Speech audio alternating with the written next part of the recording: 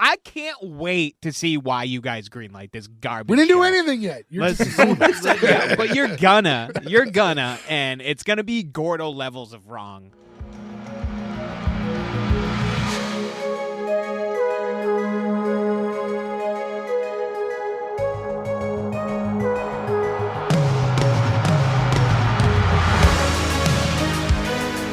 Welcome back, everyone, to S1E1, the show where each week we pick a different sitcom, watch the first televised episode, forgetting anything we might know about the feature run of that show, rate and decide if it's a show we want to greenlight or cancel. This week we're going to be talking about Significant Mother. Significant Mother went 9 episodes with only 1 season on the CW. Today we're talking about episode 1, which was called Welcome to Bonetown, originally airing August 3rd, 2015. So to get things started, I'm Jay Gags. With me, as always, the boys, Joe, Ferg, Nick, and no Gordo this week. What's going on, guys? Heyo. I don't want to do a quote. I just want to say that before we talk about this show, telling a curly-haired kid in the late 90s he looked like Felicity is the funniest fucking burn of all time. And I laughed so genuinely hard at that joke. I wish, as listeners, you could see how tickled Jay was at the name of this episode when he was reading it for the intro. They can if they check the Instagram. Well, I don't know if that's going to be the clip intro to this the week, show is but- going to be on there. So, first off, Happy Mother's Day, everybody. This is our Mother's Mother's Day Day. episode this Happy year. Mother's Day. We have a lot of Happy mothers who Mother's listen. We are mothered people. You got a mother? Yes, we do have mothers. Last year we did Mother's Month, and we decided we'll never do that again because apparently it was impossible to ask our moms to name shows. So back to just Forgot shows about that involve a mom. I feel like I should just go back to like the 17th text to my mom that I asked her and then send it again and see what happens. I imagine I would get an answer now and all of a sudden I'd be like, we're doing Journalist Chachi again, guys. It'd Sorry. be funny if it was just like like Joe received like a blocked notification because his mother blocked him. Just doesn't want to talk to me anymore. I ask because I ask every week. Significant Mother. You guys watched this show before? Nope, never heard of it. We I were never joking heard of it, and I watched a lot of CW at the time because I was watching the Arrowverse, so I don't know how I missed that. I was going to say, that was the big thing with Cody Rhodes. That was like the thing people were watching. And did CW have the Superman show or was that WB? Smallville is question. WB, right? I mean, they're the same shit. This was a show that lasted 2 months. 11 years ago on a channel not anybody watches. How did it get 2 months?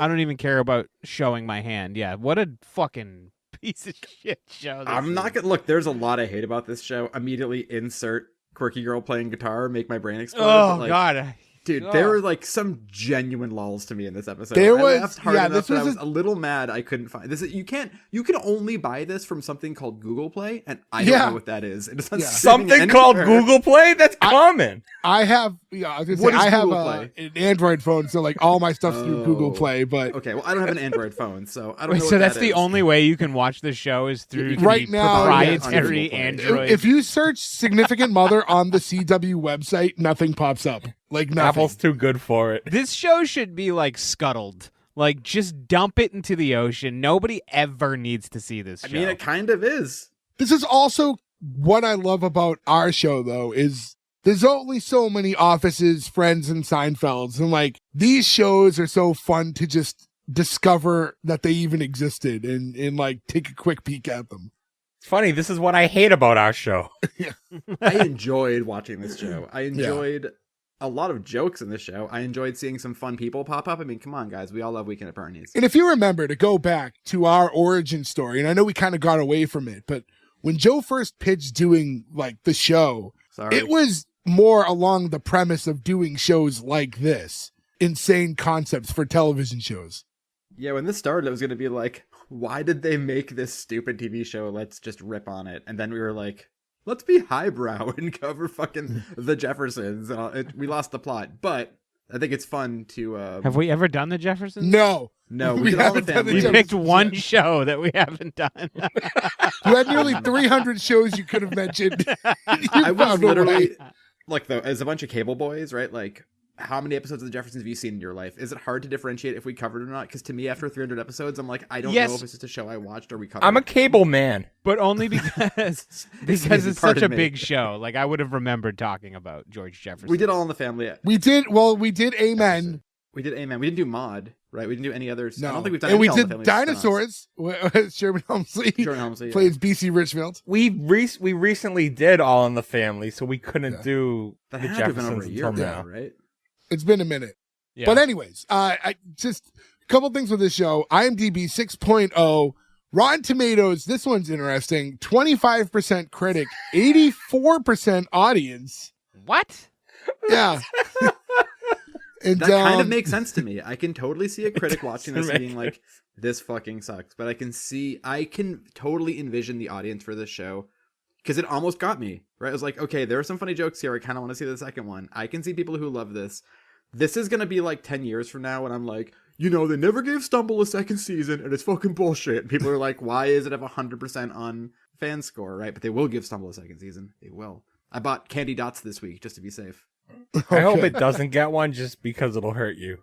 But then I'll have to eat the candy dots, and I don't want to eat them. I remember them being so bad. They're not good. They were at the Target on Easter sale for 22 cents, and I was like, I guess I have to. Maybe this will be good juju for fucking Stumble getting a second season. Here's something about the show that's embarrassing to me is how long it took me to realize that it's a play on Significant Other. Really? I'm like, Significant Mother. What an interesting name. I'm genuinely impressed that you didn't get that right away. Yeah, that's crazy. next level. That's right up there with Punk and Drublick. Yeah. Every now and again, one will miss you. And this was one of those. I got it. I eventually got it. And it also a reminder, S1E1pod.com is where you can go to find all our stuff. So if you want to follow us on social medias, subscribe to us anywhere, buy a shirt, that's where you can go, S1E1pod. We do have a new shirt coming out after this episode that is just Gordo with the Felicity hair, and it is going to be a top seller. To jump right into this show opens up. We see two people, it's a very TV style throes of passion, hookup, make out type of thing against the fridge. It's a thing that I don't know if people really do this or if I'm just not passionate enough of a human being, but I've never been in one of those bouncing off of appliances and breaking everything in the house type of hookups. This is fake. This is I think the best person ever described what sex like this is actually is Norm Macdonald, which is just a word. It's "Rawr!" That's what people actually do in these scenarios. It's just fumbling and pulling and falling and gnashing, right? It's never like this. This is not a real thing people do. Maybe for you lame ass missionary boys. And as they're hooking up, right off the bat, it's all right, just so you know, this can only happen once. So we know something's up, right? There's something that's going to be going on with this relationship that's not okay. Affair, something of that nature. Immediately goes to the next time they're hooking up on a foosball table. She's on the table. She's like, there's a little man in my butt. That's what I thought Joe was going to open with. So did I. I had a lot of quotes, but they're all so fucking juvenile that I just had to give my love for the joke that made me laugh the most on this show. And again, it's hey, he's going to be home tomorrow, so this is the last time. So this girl has a husband or something. And then we get to the third time they're hooking up. This is all kind of quick, cut. 16 hours, and then this never happened. And you get the classic, you're looking at him through her legs, and you see the clothes fall and him sitting on the couch, wow. There's a couple different Mrs. Robinson-esque moments in this, Graduate style. I was wondering, was that the origin of that shot? Because I know it's been used a million times over. Yeah, that's the Mrs. Robinson, in the Mrs. Robinson trying to seduce me scene of the movie. Plastics, my boy. Now we get a screen that reads 12 hours later, and we see some exterior shots. The show takes place in Portland, Oregon, and this is when we meet Nate, who's, I guess, the main character of the show. And he's walking into his place. He has luggage in hand. Now, the way it's set up is obviously we're to expect that this is his wife or whatever. But he walks into his apartment. We see Jimmy. Jimmy's the guy that was part of this hookup montage in the kitchen. And he's panicked. So right off the bat, if you don't know the theme of the story, all right, so they're friends and they must live together because he's supposed to be there. So maybe it's his girlfriend or something. And I like that Nate walks in and Jimmy's instant reaction to hiding himself is to just stick his dick in a mug. It's a funny moment. I don't understand why the dick needed to go in the mug. Yeah. Yeah, I mean, Maybe it's a big dick. So it would have hung below it if he just blocked it.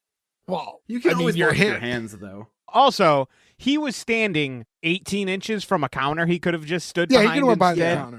behind the This Also, show's so I mean- stupid from the drop.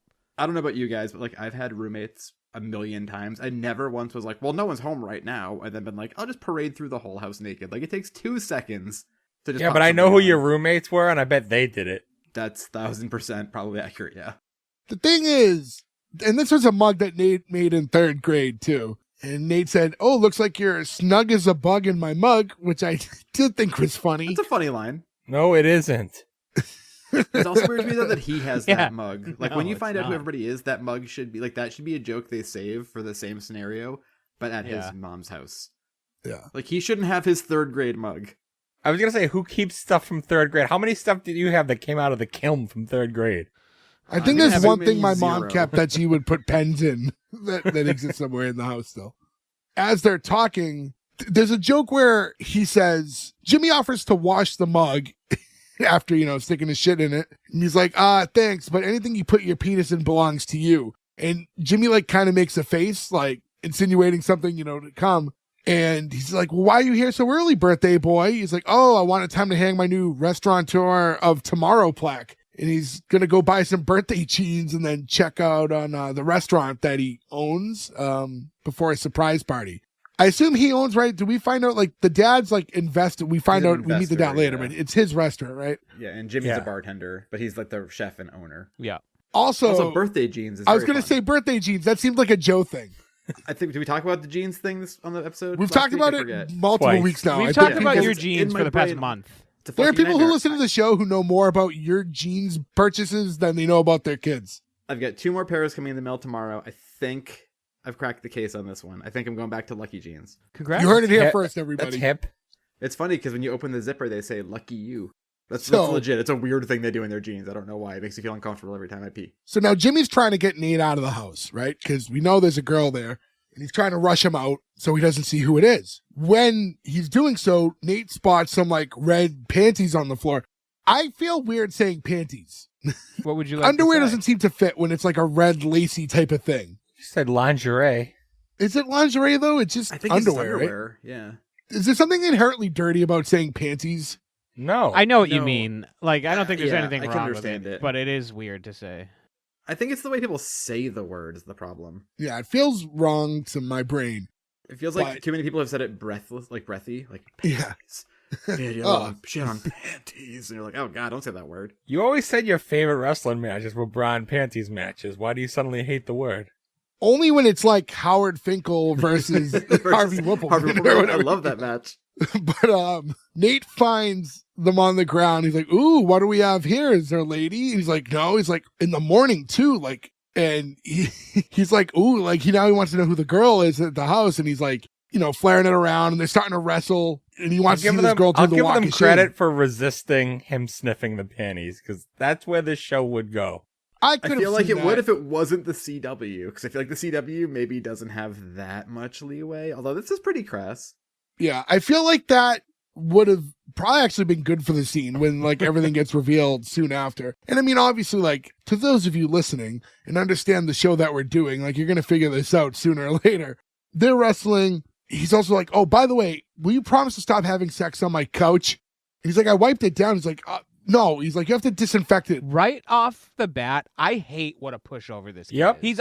He's already been walked all over. This dude's put his dick in his mug, has obviously had sex on his couch again, and he's just such a pussy pushover about it. And Well- it's the whole episode. He's Yep. such a bitch. So and I'll I say cannot this. stand. He's such a poorly written character. He's awful. When I went at this point of the episode, I'm not reading it as pushover. I was reading it more like odd couple. Like that's how it No. came off to me at this part of the episode, at least. I mean, that works in a sense that they are obviously different people, but we'll get further into it. I don't want to spoil too much right now. So when he's telling him that he has to disinfect the couch, he said like that vinegar spray he uses makes the couch smell like salad dressing. I've talked about this before. I'm not a big, I hate pickles, but a lot of vinegary stuff I'm not a fan of. I hate vinegar cleaner. Also, vinegar cleaner wouldn't really be good for like a leather couch. That's like to cut grease and stuff. Vinegar, I like I love mustard. I like pickles, but the smell of vinegar. My wife It's rough, pickled yeah. a bunch of like of making like pickled jalapenos one year. Bunch of and, stuff you got at the farmer's market. Pickled course. rhubarb. Yeah. But I will say, like, the smell of burning pickle, like boiling pickles in your house, should like make your Burning eyes water, right? pickles. But burning jalapenos, rather boiling. Fuck you! God damn it! Maybe throw off the rhubarb. But the smell of boiling vinegar in your house, I like opened every window. I was like, I can't be in here. I can't be in here. It's the worst smell. We had this like I forget the name of it. It's like this weed that grows, and apparently vinegar will kill it to the root. And so like we had like one of those pump sprayers that we put under, like when you buy vinegar at the store to like cook with, that's diluted like considerably with water. And you can buy undiluted vinegar, which is what we bought for this. And so like we sprayed that, and then the next day we looked out at the lawn and the sprayer must have been leaking because there's just trails of dead grass just all throughout the entire backyard because everything this vinegar touches just dies immediately. It's like, oh fuck. Vinegar is also one of those things too where you're like, how do they make any money? You go to the store to buy a gallon of vinegar and it's like 84 cents. And you're like, how can you package this much in plastic, ship it, bring it to stores, and make any money off of this? Again, Nate's trying to ask Jimmy, like, so who's this girl? Who's the girl? And then as this is happening, the girl starts walking down the steps. And this is where we meet Lydia for the first time. And she's wearing just a towel. And she's like, hey, Jimmy, do we have time for one more round before Nate gets home? Oh, my God. And runs up the stairs. And then Nate goes, please tell me that wasn't my mother. I mean, you know where it's going, and just by the name of the, well, maybe Jay didn't actually, but you know where it's going, so it's like, okay. It's one of those. First of all, there's no way she wouldn't have fucking heard them talking. That too. They're not in a mansion. She wasn't in the West Wing. And actually, it was a very him, nice apartment. It's a nice apartment, but like not big enough. Beautiful apartment. Yeah. My house is bigger than that apartment. If someone's talking in my kitchen and I'm in my room with the door closed, I can hear people talking. You know what I mean? Like it's. I'll say this show, if you weren't aware of the name of the show going in and you just watched it like it was on, it was shot and worked around well enough that would have been a big reveal and surprise. No, I feel like it would have been like it was setting it up. You would have assumed his mother and not just like because they rushed it too. Like when they rush that which I actually appreciate in this instance because obviously we know the name of the show, like this is where it's going. But they rushed it, so you can tell that they're just trying to get to the reveal. Oh, this guy's dating somebody important to this guy. Right. Well, that part, that could be his the wife, fact that it was the mother, I don't think you would have. Yeah, no, that's what I mean. Like it didn't necessarily have to be the mother, but somebody that he knew. But I think though, if they, to Jay's point, if they didn't call it, if they just called this like best restaurateur or whatever, right? And then you saw this opening scene, you'd be like, oh shit, this guy's fucking his friend's wife. This is gonna be insane, and you'd actually fall for the like, oh, it's his mom. But also, as we get into this, the ages of these people make no sense at all because, of course, that's how shows are cast. Because I can't remember exactly what the difference was, but it was like she had him at age. She had him at age 20 on the show. But so the mom was born in 71, and her son is born in 85. Right, so we've got 14-year difference there. It's a possibility. It's possible. It's possible, and then the kid Jimmy, who's sleeping with her, was born in 83. So he's only 12 years younger than her. In real life, not in a life. Sitcom. In a sitcom. I think because we're supposed to gauge when she says, I married your dad when I was 20, we're supposed to guess that she got pregnant at 20 and that they're in the neighborhood of like 24. And then he was just walking a dead guy around. It was really weird. And then this girl too, by the way, Krista Allen, she's mostly known for like soap operas. She did like over 400 episodes of Days of Our Lives and like 300 of Bold and the Beautiful. A lot of soap opera. She's on the soap opera now, I think. And like to make it known, like we said, the age gap is somewhat tight when you look at it, and she is like a complete smoke show. Ferg, by the way, have we discussed who the main character is mainly known for? And I wonder if Ferg noticed. No, I was too distracted by my hate. He's the main character in Sex Drive. Oh my God, you're right. Oh wow, I didn't even pick up on that. I thought you were gonna say young Dr. Evil in Goldmember. Another project I hate. Young Dr. Evil also, yeah. That's a good one. That's funny. I did not pick up on that at all. And usually I check stuff ahead of time, and I only checked her. That show, though, that movie with fucking Clark as the fucking sex symbol was like, what were you thinking? It's completely ruined the actor for me for the rest of my life. All they had to do is flip the two guys. That's all they that's had to it, do. And it would have literally, made more that's it. sense. Also insane that movie's from 2008. Yeah, Time it's is an a old son one. of a bitch. We get a quick intro, just like a graphic, like chalkboard sketches with like a quick song. It was fine for what it was. I don't know what the chalkboard significance was, unless like the mom was a teacher. But no, I think it was the because significance is the the- outside of the restaurant. when Yeah. you do oh, chalkboards, the like specials and sign, stuff. the special sign. Yeah. That's okay. Like, It's a stretch, yeah. I'll give Yeah. you It's a that. stretch, but I think it's probably a better idea than like a menu. sure. Maybe a Well, yeah. I just for the identity of the show, it's such Then an name the insignificant show after something restauranty. Not the like. This is so stupid because this entire concept is. thing. Name it what? Us- Thigh meat. It could be, yeah. No, but my I mean, just forget it. Like I just go ahead. I'm gonna get too into the weeds. Today on we're going to be this. talking about rump roast. Waldorf salad. So, the next scene, Nate's in the kitchen spraying disinfectant everywhere, and he's still with his mom and Jimmy, and they're apologizing for everything. And like when they're first talking, Jimmy's like, "I'm so sorry," but he's like, "Stop saying that." Like, it's just one of those like they're trying to. I mean, how could you be calmed down from that situation? Sure, but also there's also this is like one of the I think second so far where he's called him buddy. Hey buddy. he does When it it's all like episode. they're fucking forcing the we're old friends, but it just sounds like he's talking down to him like he's You his know what's son. funny though? Again, it's funny how two people can watch the same thing and perceive everything completely different. The buddy thing drove me nuts. I thought he was talking to him like calling him buddy, like in a stepdad way. That's exactly That's- what this that's is. how He's like, it listen, buddy, sounds. your mother and Yeah. I. But I think that's a what it's very supposed to stepdad be. joke, It's yeah. like- No. He was doing it like he's supposed to be doing it like they are old friends, but the writers don't know what the fuck how old friends talk to each other. So that's how it came out. No, I think it's supposed to be he's his best friend, but now he's talking to him like he's his stepdad because No, he's I fucking his really mom. don't think that's. Are you giving I'm it too with much Joe on credit? this one. That's it. I read it the same way. No, I don't get it For because he does thoughts, it tiebreaker. later too. Like they wouldn't. no, keep I that don't going. think so. This is very interesting how this episode is. There's like a clear dividing line. And how It two, makes me also figure what I think the Green Letter cancel might be on this one too. yeah, I think it could be. It's had to also guess. he's not nearly mad enough about all this. I mean, he's pretty mad. You'd throw. a No, he punch. doesn't even throw a punch You'd or anything. Throw or one like- punch for Yes, sure. you would. And we talk about being irredeemable a lot on this show, and it's like it's kind of a contributing factor to a lot of our cancels is whether or not you can redeem the shitty thing that you did, right? There is no thing that could redeem you doing that to your best friend ever. No. There is no instance in which case you could convince me that doing that is okay for any two friends, right? And they're gonna make a whole fucking show about it. This, all right, What so this is is going to be a this? weird thing to say because I couldn't think of anyone. And this is no disrespect to any of our friends' moms or anything. No, I thought this too. Where I was like, I don't think we had like a mom in the group where everyone's like, oh, like the whole Stacy's mom, I was gonna say, Schiffer's we had a mom, Fountains like any of Wayne that stuff. Stacy's mom scenario going on. Yeah. I Right. can't think of any of our friends' mom where we're all like, oh shit, so and so's mom. I'd like to also think we were too respectful for that. You got to go the opposite direction, and you need to think of your friends who have lower standards that would do it anyways. Gordo's not here right now. Let's not punch down. That's who I was thinking. This mom that we're dealing with in this show is like a complete. She's a model, Gorgeous. you know. Yes, yeah. And she's like insanely good 43 looking. or something, Yeah. right? Like Yeah.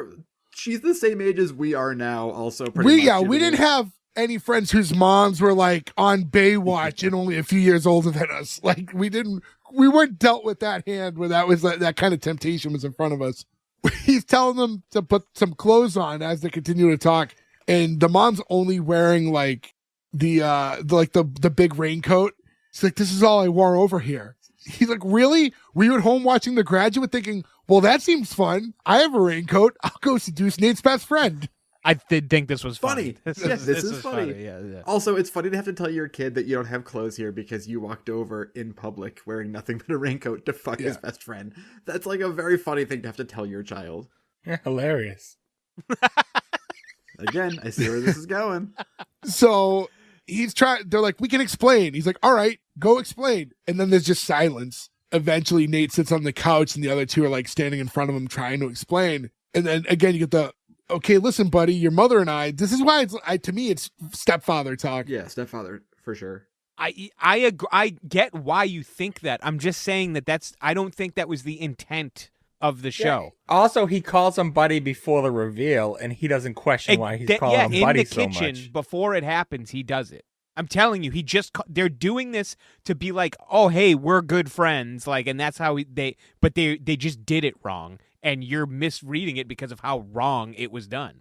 And they're trying to like go, hey, it was just sex. It's never going to happen again. It meant nothing. Nate's like, do you think the fact that you treated my mother like one of your bar groupies makes it better? And do you think having sex with your son's best friend is acceptable behavior? And what the hell keeps poking me in the butt?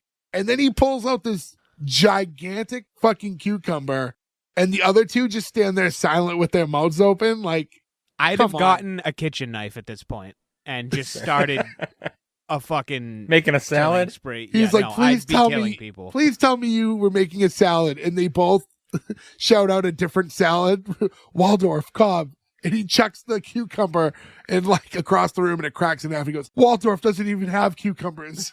I like that. Don't What's make a food lies to Waldorf? chef. Also, Nick, you mentioned getting a knife and like killing him or whatever. Like, to me, it'd be the opposite. It'd be like, that's when you get a knife and you stab yourself right in the heart. Like, Or there's that, no point yeah. in living anymore. Yeah. No, I'd rather cause Witness them me. pain. This is your fault.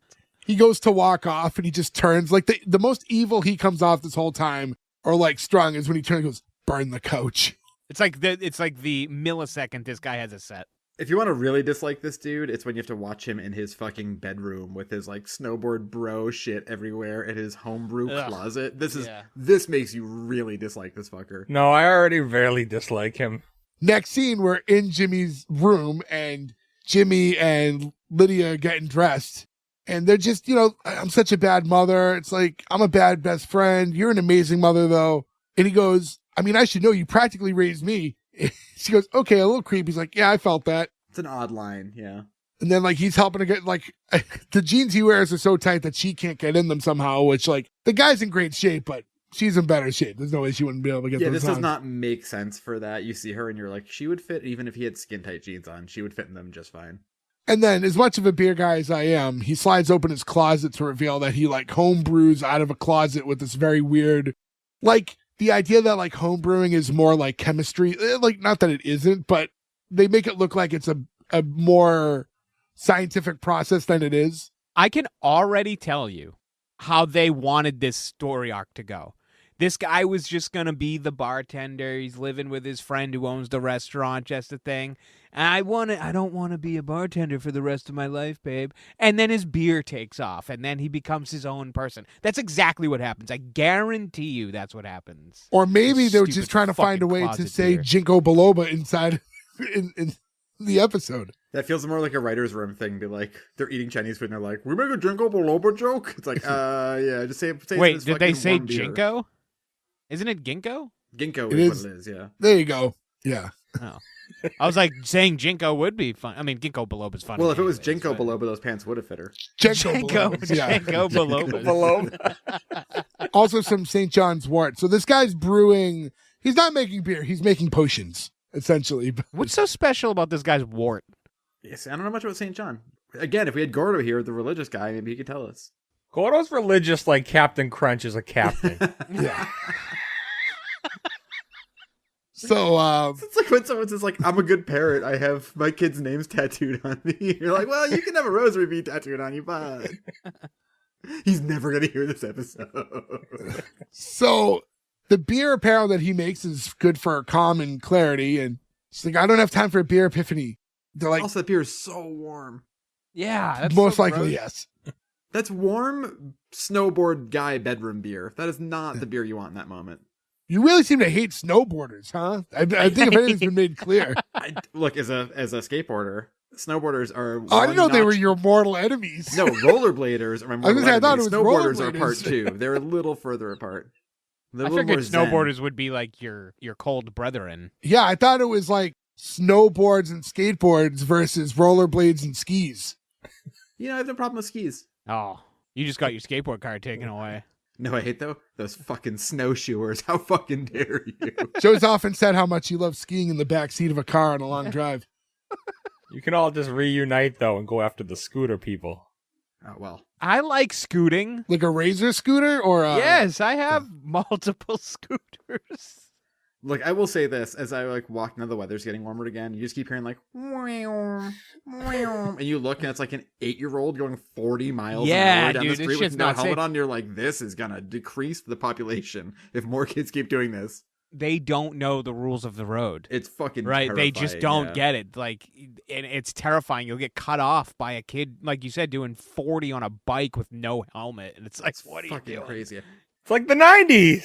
The people who have the bikes are a big thing, especially up here too, where there's like a very high drunk driving like recidivism rate. So like you can always tell like it's the guy in like the work boots on the electric bike or the motorbike driving to the bar where you're like, I know why you're not driving. Like this story tells itself. Your right? 49cc Vespa. Right. But now that dude's going 40 down the road and he's had a few because he just came out of fucking Pop's Tavern and you're like, oh shit, stay away from that guy. She's continuing to say, hey, listen, Nate's the kind of guy that we can't prolong this. If we're going to talk to him about it, we have to do it soon because the more time he has to think about it, the more he's going to freak out. Like, he needs direct facts and they have to come to him quick. So they kind of devise, like how they're going to go about doing this. And that cuts to Nate again, only now he's walking to his restaurant, the Lincoln restaurant. That's his spot. As he's walking by or about to head in, he sees like the specials board, which apparently is the theme of the show for the intro. And he sees it and like something upsets him. And he like just grabs it and like brings it. He's in a bad mood because he just saw his mom and his best friend together. So he runs in with this and he goes, what is this? Who thought it was a good idea to put veal and beef together? It's totally inappropriate. Obviously the idea of the younger and then the older, right? Yeah, and they're like, well, stretch, but I get where it. we meet the girl, Sam, who's like kind of the main person who works there. And she's like, it's also totally how we make meatballs. So... I think that is a funny retort, though. That's not how I make my meatballs, but to be fair, my meatballs are all beef.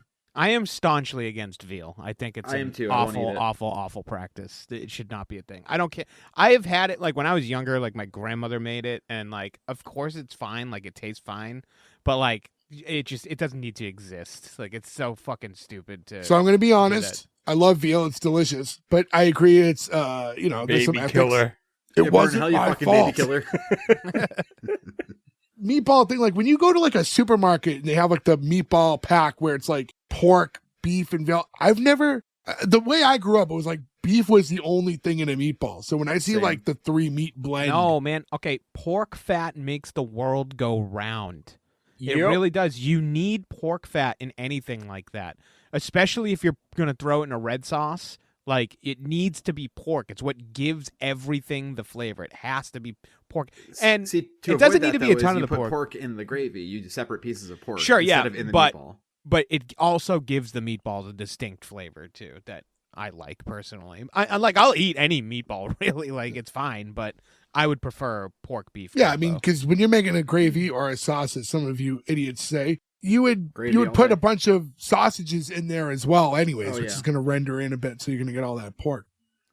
But anyways, they talk about that, and he's obviously in a bad mood, so she's like, do you need one of those special hugs where your face ends up in between my boobs? Now this, I had a problem here where everything about this makes me angry. This was like confusing because I'm like, oh, this is his girlfriend. And the second Right. she says this line is when her boyfriend walks in. I'm like, wait a minute. Because she's like, they have like, hey, sex pickle. Hello, my little love truffle. And then they just start making out. And I'm like, are they like a open couple? Like, what is. Oh, the boyfriend, you mean this show's version of Taco? You know what I thought actually? It's funny because she plays guitar like Taco is what I thought later in the end. I thought that if you took this couple, it was almost like if you tried to like make a more realistic version of the couple in Bruise Brothers. Yeah, who I also compared to Taco. Yeah, fair. This couple makes way more sense if they're like 21 and this scene is a flashback of them at 40 being like, remember how fucking weird it was when we were 21 and we dated those weirdos? Like, that's what this is. Yeah. No. Couple, like, This couple adults makes doesn't make sense. This couple makes sense when you realize they're in Seattle. They're Well, Portland. Oh, yeah, Portland. I mixed up my Midwest. No, right. Like, they're Yeah. definitely doing the like keep Portland weed thing with Northwest. these two, and yeah. Well, Also, like- she's the Claire will they won't they of the show. Yeah. Like as it goes on, they Immediately, talk yeah. about how he's in love with her, but they make the boyfriend likable, even though he's like a lovable idiot. Yeah, he's like right. he's likable. You He's need to very make him hippie-like. an asshole. He showed up with some rutabagas that he's bringing over for the restaurant, and Joe, is that your stomach rumbling? Did someone say rutabaga? You need to do like the Pam and Roy needs to just kind of be Yes. like an oafy douche, like. But yeah, This guy's just more annoying. He's like, "Do you want to hang out later?" Be like, "Okay." Like, we're gonna watch owls all night. Like, okay. Like, it's Wanna not listen like to some Fish for Roy. We records? were like, "Oh, he left you at a hockey game and he sucks." The timing especially, you know what I mean? Like they're trying to show some like type of flirty energy between the two, but to insinuate that he's always shoving his face in this girl's boobs every time they hug, to immediately meet her boyfriend right after was like, Yeah. what is this? Are we to assume that the three of them have been friends their entire lives too? Is like she part of that crew, and that's why? I think so, but I don't know. I don't know. It's not, they don't touch on it enough. I guess that's possible, but it's not a vibe I got. Certainly have been friends for a while, like for sure. I don't know if like lifelong, like Jimmy and Nate are. But she's too definitely been in the comfortable picture for for them to quite a not bit. have been lifelong friends. She's like the one throwing Jimmy, her and Jimmy together are throwing Nate his surprise party, quote unquote surprise party, because they do it every year, so he knows about it. So obviously, like, she's been involved for a bit. Yeah, she's clearly part of the restaurant. This makes you think they're like lifelong friends, or like maybe She could have high been school around for friends or quite a while. something. This could have been like a long-term thing, because for her to like collaborate with Jimmy to throw the party, they have to have a rapport themselves as well, right? So they've got to also be friends to some degree. This feels like very much like they took this, and I think the vibe of this too feels very much like we fell asleep watching Wedding Singers on TBS last night. We want to watch it, make a TV show that fits like the Owen Wilson Vince Vaughn relationship. Wedding Crashers. Sorry, Wedding Crashers vibe. And then when you do that, you have the whole thing about like their birthday every year. He's there for his birthday. Like, it just feels like they definitely watched Wedding Crashers and like just tried to pull out a bunch of stuff from this, including like the hot mom. This show does feel like an amalgamation of a lot of little things from other popular TV shows and movies, all kind of like put into like one big blender to try to make this show. Also, Wedding Crashers, way funnier than it has any right to be. The movie's still so fucking funny. Watched it recently. I love that movie. So funny. Love it. It's been a minute since I've seen it because it used to be on too much. You know what I mean? Like, it used to be on like TBS nonstop. What a terrible movie for TBS, though, where it's like, Yeah. It's a perfect movie if you're that network where you're like, we're going to make so much commercial money on this because we can only show 40 minutes of this movie. On One of the network cable. times me and Melissa were going to Florida, I'm watching a movie on the thing. I look over and she put on Wedding Crashers on the thing. I just glanced over and smiled because I Boobie knew the montage. boob montage was Yeah. coming. And I just see her scramble to turn it off. So right at this point, this is when Nate's mom shows up into the restaurant and she wants to talk. And he's like, no, I'm really busy. And she's like, you can't avoid me. So the two head outside. He's like, Mom, talking about this is completely unnecessary. I'm fine. She's like, no, you're not fine. And that's okay. I messed up. It wasn't premeditated.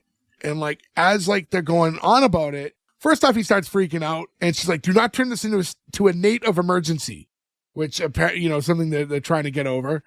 The fact That's that they very say it the league, twice- too, making up words. Yeah, good call. I will say that, and this does feel like, again, like we mentioned Wedding Crashers, and we mentioned the league twice now. This does feel very much indebted to the league, and this is nowhere near as funny as the league, where they could just make stuff up that somehow worked so well that you'd laugh at it the first time they said it. And she's trying to also explain, I married your father when I was 20. I'm not used to being single. And this whole experience is really foreign to me. You know, I'm just like doing what feels right. Then they're like, they head back in and they continue to talk about it. She's like, and you can't hate Jimmy. Like, Jimmy's always been your best friend. And now this- he's not. End of episode. Yeah. Well, this is when she brings up like the Felicity thing that Joe brought up earlier. And the idea that at one point, you know, when he was in 8th grade, everyone was calling him Felicity. And Jimmy stood in the cafeteria and shaved his head and said, Felicity is canceled, biatches. So Jimmy shaved Nate's head in the cafeteria to be like, he doesn't have curly hair anymore. Where did he get a fucking hair buzzer? Also, that's not that big of a thing. It's like, I would have respected it more if he, like, fought the bullies for him or something. Also, yeah, 'cause he's a did he little know guy, that he but- was going to shave his head, or was he just like... Or like have it so like the bullies shaved Nate's head and then Jimmy shaved his head in solidarity afterwards or something. Yeah. But shaving your friend's head in the cafeteria is just kind of strange. Agreed. Yeah, they're making this out to be like when you like find out somebody you know has like cancer and has to go through chemo, so like all the friends shave their heads in solidarity. Right. Like, that's what this is like being brought up to be, but instead it's just I forcibly shaved this kid's head so people wouldn't call him a fucking character anymore. Or it should have been he curled his own hair to match him. Yeah, true. That could have been another way to go. So I always hate that. I feel like more and more I'm saying as I'm getting older, but as I'm getting older, those videos, Joe, like you see like the mom has cancer and then she turns during her haircut and like everyone in the family shave their heads too. And those get me now like so hard when I see these videos. They get you hard? Oh. You ruined a beautiful moment right there, Nick. Not to reference The Office, but there's that scene where Pam's like, I'm so soft since I had a kid. Now when I watch Pulp Fiction, all I can think of is, that The kid kid's was somebody's mother. child. Yeah. Like, that's how I feel about everything now. Like, anything comes up where I'm like, that poor fucking person. If anything, even like certain trauma movies anymore where I'm like, I can't watch the kids get killed. Like, it just like, you become like so weird as you get older. Even like those videos that like I have like questionable feelings about when people do good deeds just to film them and hope that they go viral, but there's still a person on the receiving end of the good deed who's like touched and crying, and I'm like, oh, that homeless guy, they just changed his life forever. And then you have that Mr. Beast guy who's like, I'm gonna make a career out of this. I fucking can't stand this dude. Like trying to pit people against each other just to be like, well, you could all share money. I mean, it's nice to show that he didn't like make everybody show their true colors. That everyone is inherently evil. From what I understand, I'll say in fairness to Mr. Beast, in case you ever want to sponsor this podcast. Does he sponsor podcasts? Everything I heard, I mean, the guy does a lot of good things for like bad areas and stuff like that. Yeah, And like he built wells in Africa like in gives towns clean that water didn't have to a lot water, of, and like, the people yeah, still shit areas on that don't get him it. for it.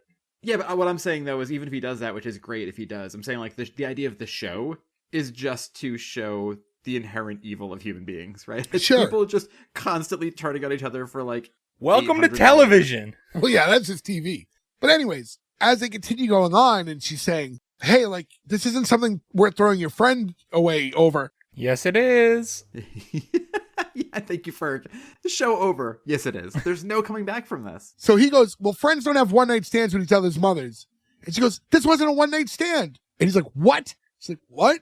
Like, what did you say? At first, at least he thought this was a crazy one-night thing, like an isolated moment. Now he finds out this was not a singular moment, which makes it infinitely worse.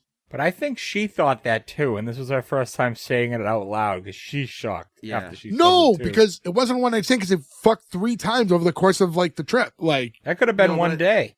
I think the writing, though, is showing here that they're clearly developing feelings for each other.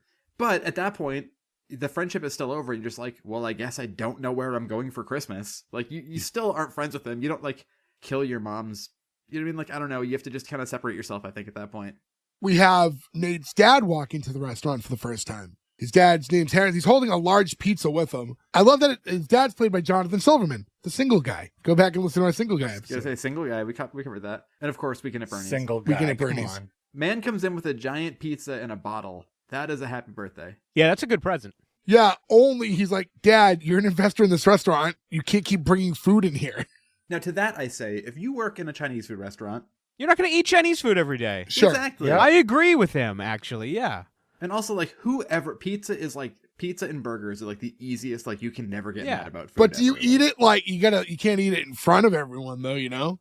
I don't think the restaurant is even Yeah, open. is it Yeah, even it feels open like yet? this is open over. Yeah, they're not open yet. This is like pre-opening hours. You know or what? whatever. That's the fair point. The restaurant isn't open yet. I don't believe so. But again, if I went to a specialty restaurant and somebody was eating food there who was not the kind of food they made, I'd be like, that makes sense. Well, his dad's Yeah. like, you don't expect me to actually eat all this hippie bowl, do you? So I don't know exactly what they make, but They Probably just said majority earlier of they them. make meatballs. What's hippie about meatballs? That's a good point. See, these people forgot what they were writing 2 minutes after another scene. It's because they kept trying to do again, Portlandia, right? This is like a reaction to Portlandia. It's everything. I yeah. can't wait to see why you guys greenlight this garbage. we didn't do show. anything yet. You're Let's, just yeah, but you're gonna, and it's gonna be Gordo levels of wrong. As he's talking to his son, he happens to notice his wife or ex-wife. He's like, whoa, Lydia, you look amazing. Are you sleeping with somebody? She's like, Harrison, we're separated. That's none of your business. And then she's like, Nate, I'll talk to you later. And she takes off. And then he's like talking to his son as she's leaving. Yeah, the way she's walking, she's definitely getting the high hard one. That is one of those expressions. I'm really glad he said it because that's like literally something from movies. Like that's a Breakfast Club line. You know what I mean? Like, so that's something of our generation would ever say. But hearing somebody the generation before us say it, you're like, oh yeah, that's like a weird fucking thing you hear in movies from the 80s. And like it kind of gives a realism to that writing in that one moment. I like that Nate's like, what's wrong with you guys? Like, I'm not your friend. I'm your son. Like, stop talking to me like this. That is a weird thing though, where like you get older and you become friends with your parents. You know what I mean? Like But there's always a line you never cross. Where you never like, Yeah. I was getting laid last night. I don't even swear in front of mine. Oh, really? You didn't even swear with your mom? No, I don't swear in front of my mom. I don't vape in front of my mom. Do you not remember early in the show how mad Ferg got about some of the clips we made because they were vulgar? Again, I don't, because we've done 300 episodes. Even like to this day, though, we're all 40 or nearing 40, right? Me and Nick were both edging close, and the two of you are already there. Even at this point in my life, if I was watching something with my mom, like a movie or TV show or like stand up, and there's like really sexually explicit language or It's like uncomfortable. talking about Yeah, sex it's stuff, I uncomfortable feel for so sure, uncomfortable. So yeah, this girl was sucking my dick, and I'm like, oh, I just feel like frozen in the moment. Like, don't turn your head, don't acknowledge that your mom's in the room. Like, Like, it's Mom, do still you want some weird to me. dice clay for a while? What are you doing? Like, Yeah. no, we can't do this. Why, when I'm at my parents' house, if the news isn't on, I'm always just like, do you want to put on Svengoolie? Like, you just watch like the most easy. There's no way there's gonna be anything even R-rated involved. Listen to my Jackie the Joke Man record. Joe, were Okay. you with me years and years ago and Boogie Nights was on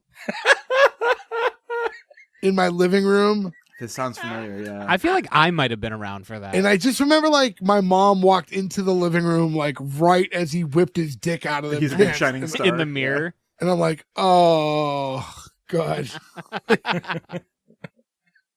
Just a bunch of guys eating Chinese so food, awkward. watching Mark Wahlberg's giant dick. Nothing Why to are see we here. always eating Chinese food? Because back then we always were. I know, that's what I mean. Why Yeah. did we consume so much Chinese food? I don't know, but I It's imagine the the best. sodium levels of our teenage years are going Yeah. to catch up with us at some point.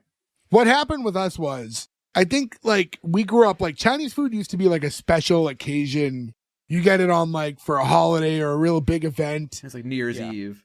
And then there was a point when we were younger, when we would like have half days, we're like, we could go to McDonald's or we could get Chinese food. It's like the same price. Like, why don't we just go get Chinese food? Yeah, when you realize that like the lunch combo thing is only $5 and you're like, wait a minute. Yeah. And that changed everything for the course of our lives. Yeah. We talked about this recently too. A bigger part of it was the fact that the owner of Hong Kong Dragon, by the way, if you're ever in Winthrop, go like they're not supporting us or anything, but they have as youth. If you're in like the general Boston area, because Yes. you're probably not going to be in Winthrop specifically for any reason. Go to Hong Kong Dragon in Winthrop, not to be confused with the Hong Kong in Boston, which also has decent food, but it's more of a bar.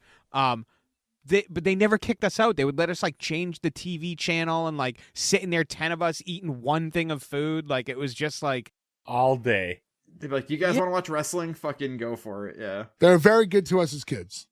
yeah, they didn't care. They just like let us hang out. It was cool. Anyway, so we cut to Lydia. Now she's running to see Jimmy inside of the apartment. She's like, give me a beer. I need an epiphany. He's like, oh, I've had 8. I feel one coming out right now. It's either that or a nice buzz. And then he notices she's like chugging the beer. He's like, oh, that bad, huh? Yeah, I just talked to Nate. I told him that it was more than a one-night stand, and he freaked out. He made it sound so cheap. It's like, it wasn't cheap. Maybe a little dirty, but not cheap. And she's like, well, Nate's never going to look at me the same way ever again. He's like, well, maybe that's not a bad thing. Think about it. Up until now, Nate's only known you as his mom. But you're so much more than that. And when you were married to Mr. M, I never thought what a vibrant, passionate, funny person you were. And she goes, never saw my vagina either. Which I was like, that line I thought was a little weird. That one's a little shoehorned in, yeah. We get it. You had sex. He was like having like this sweet moment with her. And like that line felt so like Blue Mountain State out of nowhere. Yeah. But he's saying all these sweet things and saying like, you know, like now that I've got to know the real you, I've come to learn like who you actually as a person. And, you know, you're pretty awesome. And then she's just hops right on top of him as soon as he says all this. So now they're going at it. No sooner does that start, Nate heads home, catches them in the act. He's like, you gotta be kidding me. He's like, get off my mom. He's like, technically, she's on me. This is a slight side tangent. I feel like I shouldn't even go on. So But then don't. You never saw a vagina thing, made me think of it. Do you ask, was the baby a C-section? Does that make a difference? I feel like that would make a difference. Like, well, technically, the baby was, like, your friend was never in your vagina at that point. What are you talking about? He's So he's clearly in there having fun. He's probably going to be mouth on vagina, right? Now, to me at that point, if that vagina had your friend come through that vagina, that's weird. But It's weird if the no baby matter was a what. C-section, I'm not saying it's weird. I'm saying it's a different level of weird. If the baby was a C-section baby, then it's only weird if you lick her belly. I wish you went with your first gut and didn't say it. Yeah. I was thinking earlier about as I was saying that, when Nick was like, Jay sounds drunk and Joe is drunk on one episode, and I was like, you're going to get the same quote for this, but I like stone sober. It's like, he licked her belly. So then I was like, he's going to say I'm drunk right now, and I'm not drunk. Next scene, Nate's trying to like let off some steam while just drinking a bottle of scotch and playing basketball in a park, as one does. I get the joke here is obviously scotch and hopscotch, but That's later. That comes into play later. As of right now, he's just playing basketball and midday drinking scotch. Yeah. Ugh. Is Jimmy a bartender at his restaurant? I believe so. He says he gave Wouldn't him your a job. your first move be firing him? Because I would fire the shit I out don't of think him. he's even processed that part of it yet.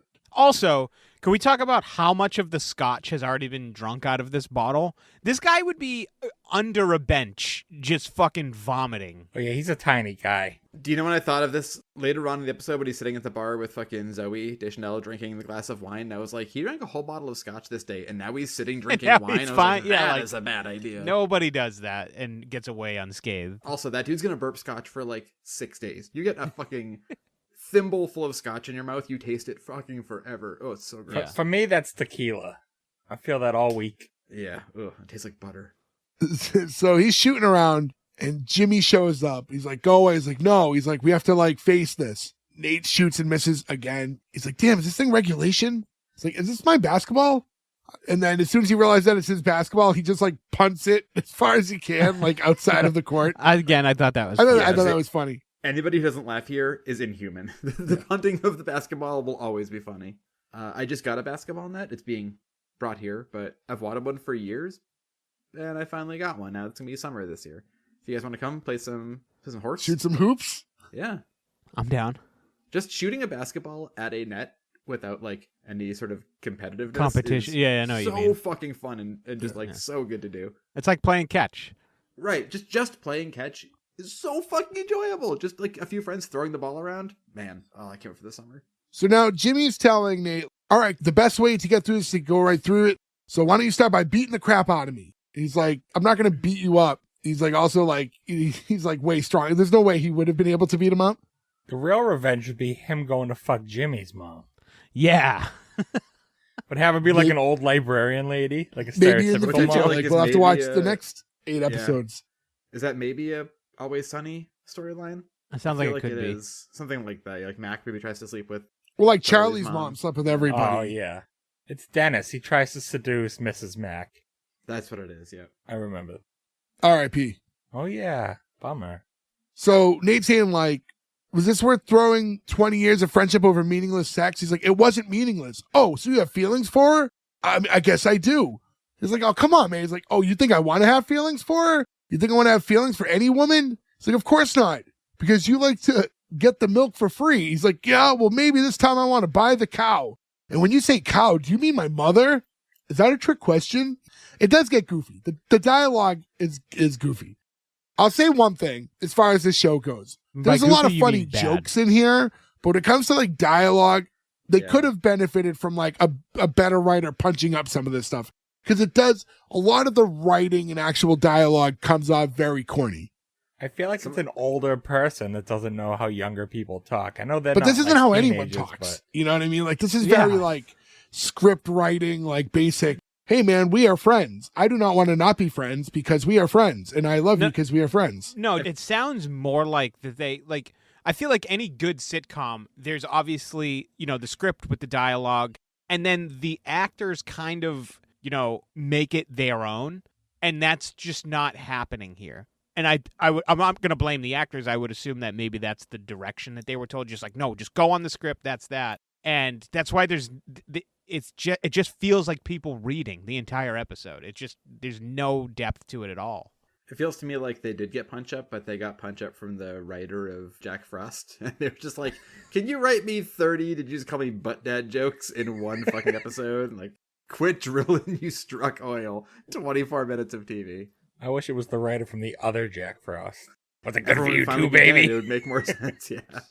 So now, next scene, we have Harrison and Lydia are both talking inside of like their kitchen at their house. And he's like, just tell me who it is. And she's saying like, hey, you really have to give me back the key. Like, you can't just come in here whenever you want. He's saying, as long as I'm paying the mortgage on the house, like, I retain the rights to have an emergency key. It's like, what's the emergency? Because my heart's breaking because my wife's sleeping with another man. So basically, like, they've been divorced. We also find out in this conversation They're that, like, separated. They're not divorced. yeah, the paperwork hasn't gone through yet, but they've been separated. Because he won't sign it. And he's also been fucking, like, since they've separated. He says, Yeah, like, 6 it's been women. a bunch, a handful of girls, including some twins at one point. And twins. Thank you. I almost did it. And twins. Yeah, I thought it. Yeah. We're fucking broken brains. It's funny because, like, you come out of a relationship or whatever, and it is weird in that way. And, like, and I think anyone can feel that way. Ending up with someone else or hooking up with someone, like, you're like, oh, whatever. When you see the other person do it is when it's like, oh, wait a minute. It's not supposed to work that way. Also, we shit on a lot of the writing of this, but I think when he's like, we had a trial separation, we tried it, I didn't like it. I think it's both the line and the delivery, I think, really works. It's just him being so The dad funny. is one of my favorite characters, and he's a very, like, Yeah, 'cause fleeting he's a character. seasoned actor. Yeah. And that's why the single guy should have been a bigger show. Single guy should have gone on longer, yeah. He has the chops. I mean, he literally carried 2 movies. Well, technically 1 movie, the zombie guy walks on his own, but still, he made a dead body funny for 2 hours. When he's talking about the, how he didn't like the trial separation, he goes, I want you back. And she goes, and I want Jimmy. He goes, Jimmy? Like Nate's best friend, Jimmy? He's like, I'm going to kill him. That was a quick jump. I'm sorry. There's only one Jimmy in the world. Yeah, that was a quick. You need a less common name for that. Be like, Yeah. I want Ezekiel. Be like, Ezekiel? Like, you need something that you could immediately jump to. I don't know that many of them. Yeah. He did like put 2 and 2 together awfully quick. Like, all of a sudden, he's at, like, a house of pizza, just beating up the guy behind the counter. But fuck you, Jimmy. What you hit a Jimmy for? Well, yeah, Jimmy, I make you the pizza. Next scene, we cut back to the basketball court. Jimmy and Nate are still arguing. And it's the whole situation with, like, the mother, and he's pissed off, and he's like, there can't actually be feelings here. This is insane. He's like, I'm not saying I'm in love with her. Of course you're not in love. Like, you don't know what love is. He's like, oh, and you do? And then he's saying, like, you won't even tell Sam that you love her. What is the point of turning this on him? Yeah. They do it the whole episode. They gaslight this poor kid into thinking he's wrong, and everyone in the fucking town does it to him. He's done nothing wrong. He's actually reacting more mild than I think anybody. It's in a great real life argument would. tactic, though. You got to flip it at some point. You gotta take the heat off yourself. Not if you're friends. If you're arguing with somebody you don't like, sure. But, like, if you have obviously already wronged your friend and you're trying to apologize, you do not then flip the argument to make them look like the asshole. That's just dumb. Also, Nate is defending at this point, or claiming that he does not love Sam. He goes, oh, and I don't love hot yoga. Now we're both lying. That was the line that really broke me, where I was like, come on. Could have been something better than hot yoga. Also, yoga is like, I understand people who do yoga. I've tried yoga a number of times. It's maybe the most boring thing in the entire fucking world to do. I would rather run until I threw up than do yoga for half an hour. With all those videos of people farting in yoga, and those are always funny. I just think, too, it's like, for that line, I think you need something that's, like, so obviously something he would love, because you go, like, does he love hot yoga? Yeah, like, we don't know that. Yeah, that should be something like Sam's boyfriend would say, because he's like that hippie, like, weird Yeah, guy, be like more obvious. You know what I mean? Like, yeah, and I don't love pizza. You know, like, just something that's like so clearly like, oh yeah, okay. Like the whole world knows you like Sam is what he's trying to like argue here. So, and I don't like microbrewing, obvious. like something they've already established. Yeah, I hate beer. Yeah. You hate falling asleep to The Simpsons on TV every night. No, like just say that and everyone can relate to it. You know, you don't like twins. Sorry, I had to do it. Twins. So he's like, would it really be so horrible if your best friend was with your mom? He's like, yes. Accurate answer, by the way. He's like, so if you want to build this friendship, that's your choice. But I'm not going down without a fight. He's like, I'm not going to fight you. He's like, all right, then we'll settle this the old-fashioned way with hopping scotch. Now, at first, we find out that scotch becomes part of the game. I thought he just said hopscotch weird, and it was really bothering me. Yeah, it was like hoppin' scotch? That delightful poppin' fresh? Yeah. But instead it's a weird drinking game where you play hopscotch, but you have to drink midway through it. And once you successfully can't hopscotch, you lose the game. I get the joke here. They wrote to a joke. They wrote the joke of hopscotch. You drink scotch while you do hopscotch. But Jerry Seinfeld write that joke. Right. Why do people play hopscotch? There's no scotch involved. No one's hopping. People are hopping. Depends on who they are. If you're drunk on scotch, you're not going to. There's also a very funny Scotch Seinfeld joke, too. That's Hennigan's.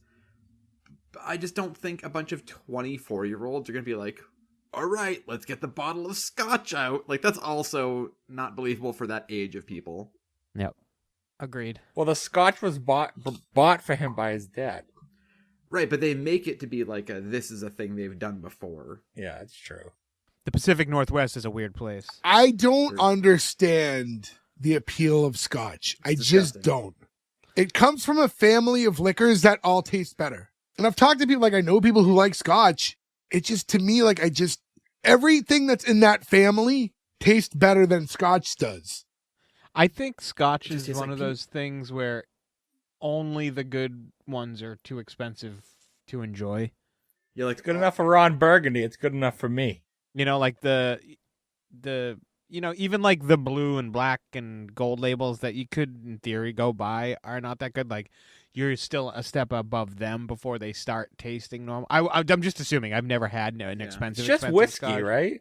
No, scotch is whiskey that's aged in oak barrels with peat. Well, peat Amanda sucks. Pete. Pete and Pete.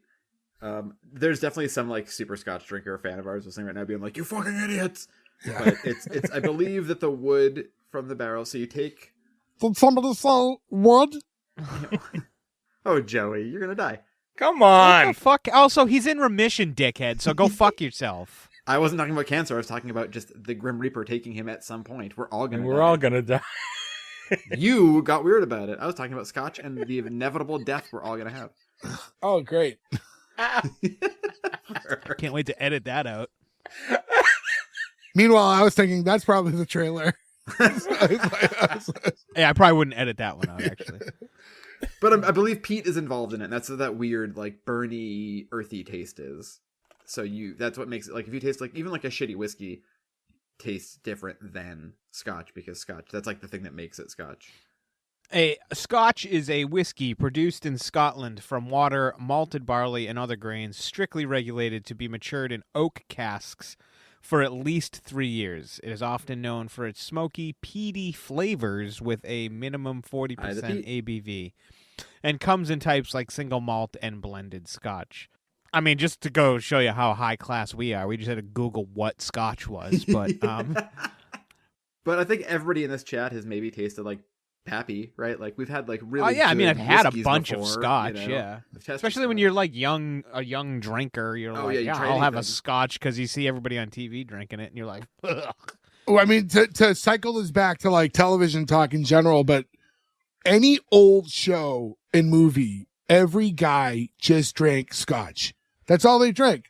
They always had like have the it in little, a decanter. yeah, they had the Yeah. little Yeah. setup, and they would just day drink fucking warm scotch as they talked about whatever, like Oh, in the I office. get shivers thinking about that. Eddie Like, Valiant drank a lot of scotch. Eddie Valiant Friend did. Roger Rabbit. To go back into this, so they're gonna play hopscotch, which is again the hopscotch version of drinking whiskey game that they're gonna do to decide whether or not Jimmy can still fuck Nate's mom, I guess. Yeah. Remember this stupid sentence you just said when you guys go to Greenlight this later. Yeah. Yeah. Listen, I'm gonna be furious. first off, we didn't vote yet. I don't know why you're assuming anything about how we're gonna vote on this show. Because you have a shit-eating grin on your face right now. Maybe it's because I just ate some shit. If we started this podcast when we were like 25 instead of 35 or whatever, that like we probably would have gotten together one day for every episode and been like, let's play hop and scotch, and we would have had a video of all of us throwing up scotch. And now at 40 we're all like, that's never gonna, there's no way I will never drink scotch again in my entire life. We AI us younger, buffer, thinner, more attractive drinking scotch and hopping, because that could be a new Instagram clip. If anything, it would have been clips of us in Nick's basement drinking Smirnoff Ices down to the label and then filling it with whiskey afterwards. The brown bitch. We weren't even that young when we did that. We were of drinking age. We were like, when we were old enough to Able to buy buy the our own drinks. alcohol at that point. Yeah. What's the other one we used to do? The Brass Monkeys. Oh, yeah, Brad Brass and the Monkeys. Brass 40, Monkeys yeah. are good, though. To anyone who's only familiar with Brass Monkey as a Beastie Boys song, if you actually do a Brass Monkey, you're just drinking a 40 down to the label and refilling it with orange juice. Delicious. It's not bad. Yeah, it's delicious. And, Heartburn and diarrhea in a but it's bottle. also the worst heartburn you will ever get. Yeah, you will poop all day the next day while your heart explodes with fucking acid rolling up your throat. Why is juice so bad for you, by the way? Why is juice so bad for you? Because it's just acid and sugar. It's the You weren't planet meant fighting to consume back. that. I think it's because we've convinced ourselves that it's healthy because there's some fruit in it, but they also add equal parts sugar to the fruit. So it's already something that naturally has a lot of sugar in it, and then they add an insane amount of it. Yeah, to like it if you afterwards. were to get like that's something we could do. Let's fresh squeeze oranges to make Brass Monkeys. And I bet you'll feel better the next day. You won't. No, because you Yeah, still have the spoiler 40 in you. alert. Yeah, the cyanide special brew that's in your belly is not going to make you feel good no matter how good the juice is. Nate's saying how he doesn't plan on like giving his blessing. Jimmy's going, "You're the one who said anything I put my penis in belongs to me." He goes, "Out of context, God." That line's funny. Sorry, that's a good line. Yeah, but I also feel like they wrote the episode around that joke. I think a to lot of make things that were written joke, around yeah. jokes, if I'm being Yeah. completely honest. I think they had a lot of solid jokes, Yeah. and then they were trying to figure out how do we get to these jokes. I feel it's weird. This has come up before, but in Blank Man, when they go to the newsroom and they just have like a list of topics and names and they throw darts at it, and that's what they write their stories around. I honestly feel how this was written. It was like movies, Probably, yeah. scenes, and topics, and they just threw a bunch of darts and we're like, okay, let's write 5 good jokes and see if we can make 22 minutes out of this. Yeah. Sometimes it lands though. That's the weird Yeah. thing about throwing spaghetti at the wall is sometimes it does land. Nate's like trying to walk off, and then you get Jimmy with a, "What's the matter? You scared? Felicity? What did you just call me? You heard me. So he Marty McFly'd him. Game's on." Yeah, but why? He doesn't want you to get back together with his mom, and you're going to force him to do it by insulting him. By playing a game of hopscotch. Yeah, this is such an unrealistic... I'm just glad one of them had happened to have chalk on them before they had this argument. Well, they have a large yeah. supply of chalk. They ordered it for the restaurant. But also, law of diminishing returns. I think the Felicity joke is so fucking funny the first time they mention it, and it just gets And now less this is the funny third time. each Yeah. time. Like, you should have let that just sit as like a thing people remembered as being a super funny joke from this episode, instead of something you're like, oh, they really fucking bore that into the ground, huh? So for this montage of them playing, it's a lot of like slow motion. They're trying to make it look more like they're playing hopscotch, but they're trying to like shoot it like it's like sports, you know? All over Sugar Hill Gang's Rapper's Delight. I don't know what that cost to throw that in this episode, but dished out a little bit of music rights here. I find it strange that people gather around to watch 2 grown men playing hopscotch in the park. I mean, if I caught it in the corner of my eye, I'd probably turn my head to it for a If I minute. saw 2 adults playing drunken hopscotch, I'd probably be like, let's see where this goes. Yeah, if I didn't have to go back to work, I'd be like, I'll take a few minutes. And we're seeing, like, as it's going on, like, they show the bottle over time. Like, collectively, the two of them are polishing off this whole bottle of scotch. So they're Also, pretty real quick, deep in Rapper's there. Delight, if we're going to, like, they keep pulling from things, this is a Wedding Singer pull, probably. Wedding Singer is so far removed at this point. Like, we are, like, at this, But I when think if this they're comes pulling over- from Wedding Crashers, they're probably pulling from Wedding Singer, too, right? Yeah, I mean, like I said, I think they're pulling from a lot of things. If they got Billy Idol in this episode, it would have been a fucking immediate green light. Yeah. Eventually, Nate messes up and falls. You get, like, the slow motion, him going down, and then Jimmy realizes this is his chance to win as people are watching on, and now he's going, because this is like the, if I can do it now, I win the game. And it cuts to, like, people watching along, and one of the spectators like, who's winning? And the other guy goes, I'm pretty sure they're both losers. Great Also, line. Jimmy double steps a single step hopscotch square. Jimmy cheated. He did cheat. Also, I really thought this was going to end with Jimmy about to win and then the dad socking him so he doesn't win. Like, tackles him at the last second. Would've Like been from good. off screen in his rage. Yeah, but- right before he lands on the last square. One thing we didn't mention that I did like about this, though, is they do, when they mention the hopscotch thing, they do, like, the Sergio Leone spaghetti western thing, where, like, they cut to each of their squinting eyes, which I thought was, like, a kind of artistic, fun thing to do. We didn't mention that, but I did note that was kind of like a cool thing to show. So Jimmy wins, and he shouts, "Cheaters never win, and winners never cheat. You can't cheat me out of your mom, Nate. I am in her to win her." It's like, well, now you're just... Yeah, now you're a dick. Like, it's one thing when you're like, hey, we're friends, man. I'm not going to give up You've this been friendship. a dick the whole episode. Yeah, now you're making jokes about sticking your dick in his mom. Like, that's... Like, I thought you were just trying to get him to be cool with the idea, not fucking taunt him for it. And again, all on his birthday. Yeah, yeah. Yes, that is another very Great big point. point to make. Yeah, why did it need to be his birthday? There's Yeah, no like, this could've real just been a reason Saturday. for that to have been. It just makes it sadder for no Yeah. reason. It's also more sad too because his mom is so inattentive to him on his birthday. On his Yeah. birthday, she doesn't really give a shit about him. She's too busy fucking his friend. That's so She weird. spent the night fucking his friend in his apartment and on his couch. on his birthday. Oh, you know there was also a, hey, you want to fuck in Nate's bed? Slutty mom probably would have been down. As he's celebrating his win, Jimmy, we see the mom and Harrison like running up like right at that time. And after the whole line about like, I'm in her to win her, Nate was like, that's it. Now I'm going to hit you. And his dad's like, don't bother, son. I'll do it. And he goes to swing at him, but Jimmy moves. So then Harrison just hits his son in the face. He's, oh, wrong face. He's like, hey, nobody punches my friend in the face. And now Jimmy goes to swing at Harrison. Then Harrison moves. And again, Nate gets punched in the face. I thought this was funny that they It both was funny, but accidentally punched Nate. I also saw it coming. It was funny though. I did agree. do Nate agree. needed to get shit on more in this episode. Yeah, He's but getting it gets assaulted. to a point of like, it's comical how much his life sucks here. Yeah. And then like right as he gets punched in the face for the second time, all those like, what are those called? Like those little bike transportation carts that like you rent to take around the city. Rickshaws. Well, it's not quite a rickshaw because they're not running.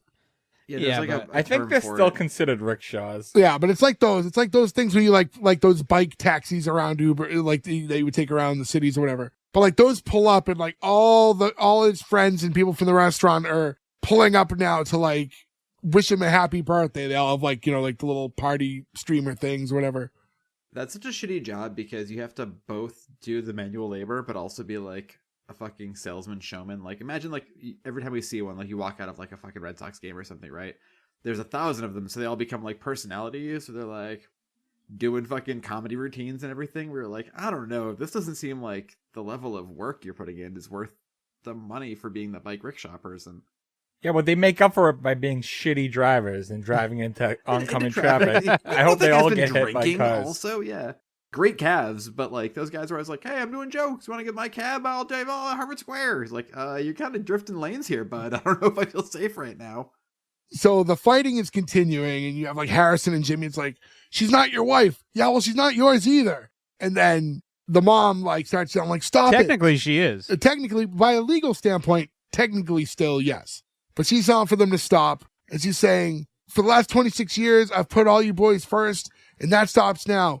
Nate, I'm more than just your mother. Harrison, I'm not your property. And Jimmy, we'll talk later. My point is, all of you are fighting over what you want, but nobody has asked me what I want. And they all go, what do you want?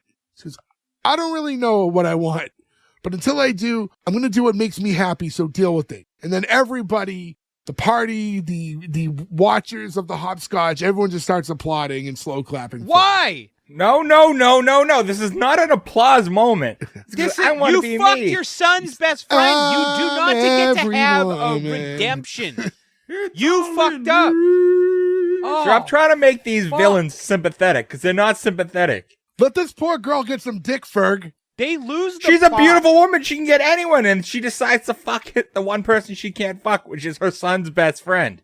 Every other scene, they lose the plot on this show. They have no idea what they're doing. No clue. If you make the mom in this a terrible hose beast or something, you know, you're like, I don't know, she found true love. Instead, you put like the most beautiful woman in the world, and she's like, the only man I want is my son's best friend. You're like, I don't know. Would the show be true love is completely love, I different don't if know. the mom was hideous and you're like, oh, this might be your only shot at love? Yeah, like if his mom was Mama Fratelli, this show would be so different. Nate! Where you'd be like, leave Mama Fratelli alone. What about what I want, Nate? Let them have their moment. It's wet, isn't it? Ugh. Nate, where's my cucumber? So, To be fair, I would greenlight that show. Green light to that. That movie. would, yes. I would green light that. so now Nate, who keep in mind is also drunk because he drank a lot of scotch. He's like, fine, do what you want. I don't care. Everyone do whatever and whoever you want. Go to Bonetown. And he's like doing the fake hump thing. And we flash forward a little bit, and now it's later on, and Nate is in the kitchen of his restaurant, and he's not as hammered anymore, and he's just kind of like reflecting by himself when Sam walks in to talk to him. He goes, hey, some people were asking where Bonetown was. He's like, Sam, please, I'm trying to just organize your feelings. They're not in those recipes. And like they have a bit of a conversation. This character is, I know that you need to have a fucking, well, they won't they character, but this character is so superfluous. Yeah. It's like, you don't need this person here at all. Yeah, she's like stupid Anna from the OC. She just sucks. I like Anna. I just watched that season recently, actually. She's kind of tough to watch. I have never rewatched the OC from we watched it in its original run. Is it worth rewatching? Yes, absolutely. Especially Yes. if your wife hasn't seen it. You should get her into it. It's a lot. The thing is, you forget, like, I'm going to rewatch the OC, and then you remember that, like, It's like 4 26-episode hour-long. they're all hour-long that's a episodes. lot. You go, ooh. Plus, if you like this show we're covering now, Luke fucks Julie Cooper. That's Which true. Marissa's mom. Spoiler Spoiler alert. alert. Come on, man. All of us have seen it. All of us listeners. But yes, all of the 4 of us have seen it. Anyways, if you haven't watched the OC by now, I mean, it's been 20 plus years. So I would say though, having not seen it, probably it's not a good rewatch. Having, like, if you guys have just rewatched it, like you said, can you imagine rewatching that now if you'd never seen it? I feel like it must feel dated, right? It definitely feels a dated. little bit, for especially because sure. everyone has flip phones. Everyone's using their Razor phone at all times. And Yeah. puka shell necklaces. The puka shell necklace is really bad. Yeah, the very Timberlake. Sam's trying to say to Nate, like, look, is it really this big of a deal? Like, if you really think about it. Plus, Jimmy's never fought for anything in his whole life. And now he's fighting for your mom. It's like, so I'm supposed to just be cool with my mom hanging out at my house, having sex and eating burritos? There's no world where that's normal. And she's like, well, what kind of family is normal anyways? Also, why can't your mom eat burritos? They're delicious. I fucking hate this line. I Well, didn't yeah. like that line because I thought So it was... stupid. I'm so glad all of us just I'm with fucking you. read That this whole line, thing yeah. felt really like... That felt the most Her whole fake. character is... No, but it's not even just that. It's just because even his like, okay, fine. I guess you're right. Burritos are delicious. And I'm like, this This This brought is to you bad. by Big Burrito. Like, what the fuck are we doing?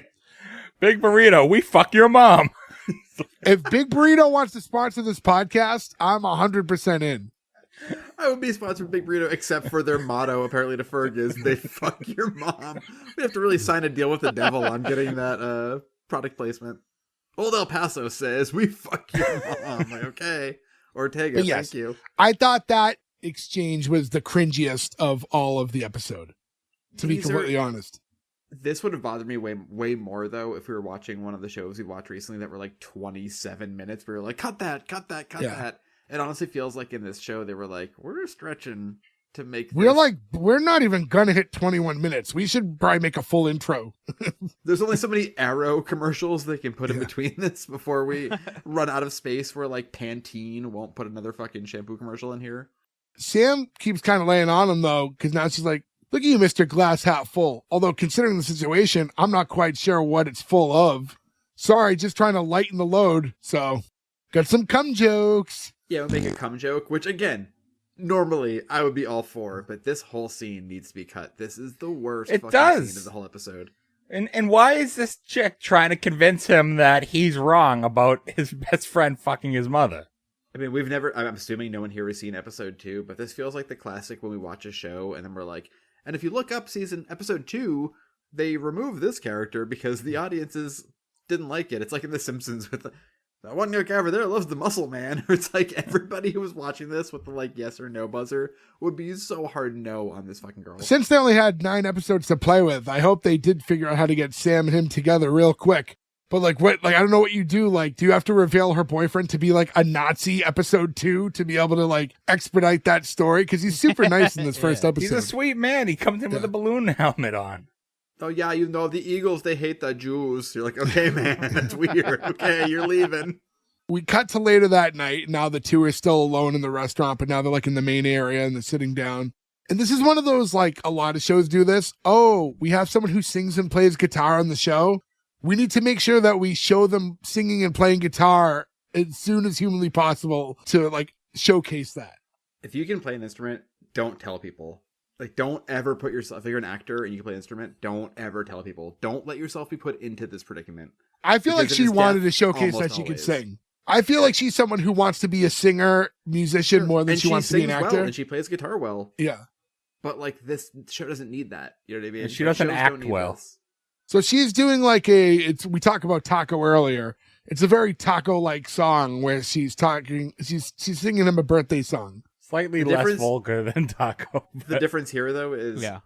if I could ever find the thing that will charge my iPod, I have every song Taco ever sang on an iPod that I listen to all the time because those songs are so fucking funny. Because John Lejoie, or Lejoie, French names are hard. Those songs are all so fucking funny, and this is not something you ever want to hear a second time. And you can put them on your phone. No, I guess I'm saying I'd love to. I can't charge the iPod anymore where they all live. Like, I can't get them to go from one device to the other. So I'm not going to sing the song because I don't even remember exactly how it went. But with such lyrics as, and then your mom's vagina sent you hurling toward your doom. I like this, I think, more than some of you, and I was like, I immediately looked down and was like, how much longer in this episode at that line? Jimmy banged your mom and now they're going to prom. Look, I've written some terrible songs in my life and recorded them, and they're out in the world, but this is when you don't rhyme. This is awful. This is just... Jimmy banged your mom. I hope they're using a condom. Yeah. This is rough. I'm not laughing at the joke. I'm laughing at Jay laughing at the joke. For the record. It sounds like Jay's doing beat poetry. Like that's Beat funny. poetry. I would snap if my finger wasn't broken forever. But You snap your ankles? yes, constantly. So I did think this was sweet. Like this was like if you were to forget that the show's goofy, like the moment where like he likes her and she like lights her lighter as a makeshift candle and holds it to him to make a wish, and he like blows out the lighter. I thought like you could put that scene shot for shot into like a more dramatic show, like with a romance involved, and like that's like a sweet visual, for like her the birthday. OC. Yeah, couldn't you see that though? Like there's no birthday cake for him, so she holds her lighter up so he can like blow out a candle. It feels very much like the end of 16 Candles, right? Molly and Jake on the table. He makes his wish, and the wish is for them to be together, right? But as soon as he blows out the lighter, that's when her boyfriend shows up. As soon as it happens, he's like, "Oh, Samantha, hey, Nathaniel." And you just get Nate going, "Atticus interruptus." Because he wants to be alone with her, right? And this moment was just spoiled. And he walks in, and this is what I thought was weird. He has this big, like, balloon animal hat, like the ones that, like, a clown will make, like, at a party. And I went back and tried to watch when they all pulled up on, like, on those carts to think, like, did people have stuff like that on when they were wishing a happy birthday? No, he didn't have that on. So I don't know what happened. Like a Tuesday. He's just off on his I own. assume they still went through with the surprise party. Well, they surprised him in the Everything's park planned. when they all pulled up. Yeah, that was the arrival, but not the party. Yeah, I So imagine they would have put him in one of the carts and driven him to wherever they were going. So was there an entire party with balloon animals that he missed out on? Yeah, he fucked up by being a mopey dope. So he takes his balloon animal hat off and puts it on Nate. Yeah, it's a sweet moment. That's sweeter than anything else in this whole fucking episode. Even though that dude sucks, it's very sweet. We found it earlier. He And is a Nazi. I'm supposed to root against this guy that gave up his balloon hat? No. Ferg, he's a Nazi. We've We already think. discovered this. He's a flat earther. Yeah. So they talk for a Wait, is moment. that worse to you than a Nazi? Why are you having to add on to worse than Nazi? I was trying to think more modern. Sadly, I think Nazi Yeah, is he's not getting very into this. common right now. So they talk for another minute or so, nothing like significant in the conversation, and head out. Nate's like looking at his plaque for a minute. And then it cuts to him heading into his place and he sees Jimmy and his mom. He's like, oh, God, are you serious? It's like, no, stop. We have something to say. We've talked about this and, you know, everything going on between us is over. We've decided that, like, it doesn't matter how we feel about each other. It's more important that you're happy because if we're together, but you're that unhappy, like, it what cost? It's not worth it. And then ultimate pussy pushover Nate shows up. Jimmy's like, I swear I'll never put a hand on her ever again unless, like, she's falling or has a wound or... This was goofy. He was like, and you know, like, or a high five. I can't rule out high fives. But then, yes, Nate's like, hey, guys. That was the best response to that joke ever. You just goofied him. So Nate's like, guys, I appreciate what you're doing. And Mom, I'm sorry I turned this whole thing into a native emergency. No! No. Require a callback. Yeah. And he's saying, I want you to be happy and this whole thing's weird, but whatever may or may not happen with you is up to you. I just don't want to see it, hear it, smell it, taste it, or touch it. And then the two go and give him like a giant hug from both sides. Like, I said, I don't want to touch it. He said, oh, right. I'm infuriated. He had his out. This was done. It was clear. And I'm going to be the bigger person. It's me, Nate. I'm a little bitch. Pussy. No. You ruined both their lives. Let them be miserable. They gave you the ultimate betrayal. Fuck you, Nate. You deserve to have your mother fucked. Twice. Fuck you, Nate. So now it's like, now that everyone's happy, okay, can we just sit down and relax, enjoy what remains of my birthday? Jimmy's like, you know, after everything that happened, I never got a chance to give you your birthday present. So now we see like the three of them all on the couch, and Jimmy pops a tape into the VCR labeled Happy Birthday, Nate. Like, ooh, high tech. And it cuts to the TV, and you just see like a video where Jimmy's sitting at the table with a stack of pictures. This is why the mom originally came by the way, was to deliver all these pictures. And he's just like, hey, buddy, for your gift, I'm making a photo montage to show you how much I appreciate the gift of our friendship. And he starts playing Air Supply's All Out of Love while just going through these photos, which is a weird friendship song. It's an odd friendship song, yeah. Also, is he 8 years old? Are you get a homemade gift? No, buy me something or give me money. All right, so you guys remember for Ferg's birthday next year, you want to handmade give him money. If one someone's of you getting a macaroni necklace, said, I made you something, I would be so excited. If you handed me a $10 bill, I'd be like, thank you. I don't know what to do with this. I'd appreciate it either way, but if you make me a VHS tape, I have no way to play it, so I'm going to throw it in the harbor. But if I make you a VHS tape, you can come over to my house to watch it. Maybe that's what I'm trying to intend to happen, is for us to hang out more. Great news. I just recently started converting old VHS tapes. I have something to convert them now, and it's been wonderful. I just converted my 5th birthday party. Like, there was like a 20-minute video we had. I put that on digital. It's great. By the way, I recommend that to any of you. Even the Joes of the world who want to use old media until his dying breath. Things will deteriorate with time. It's good to convert some of your stuff. And if you use like, hopefully they're never a future sponsor, but like those things like Legacy Box and stuff where you just like mail like for $100, like a few videotapes and they'll convert them. Trust sending stuff to those people. Yeah. You could just buy a converter, like really like the one I got was like $100-something on Amazon, and it does a phenomenal job. You just hook it up to VCR. Highly recommend. Love that I got one. It's been awesome. I will say again, maybe I'd love for them to sponsor us, but those Camp Snap cameras, I think, are also a really cool thing to grab now, where you can film so it looks like Super 8, but you can just download it. We've used it for I have the photo version of the Camp Snap. It's cool. It's awesome. They're so good, right? We use the camera for everything. We used it like on vacation this year. We used it for Christmas. We used it for we built our daughter a big swing set and had her come out to see it, and like watching her be like, oh my God, it's a swing, but it looks like 1975. But your heart will burst. So, I know we're different people. I've told you this before, like outside of in real life. I still think you could just take the video in high quality and then just edit it to look old. No, it's about holding the camera that is shaped like a real Super 8.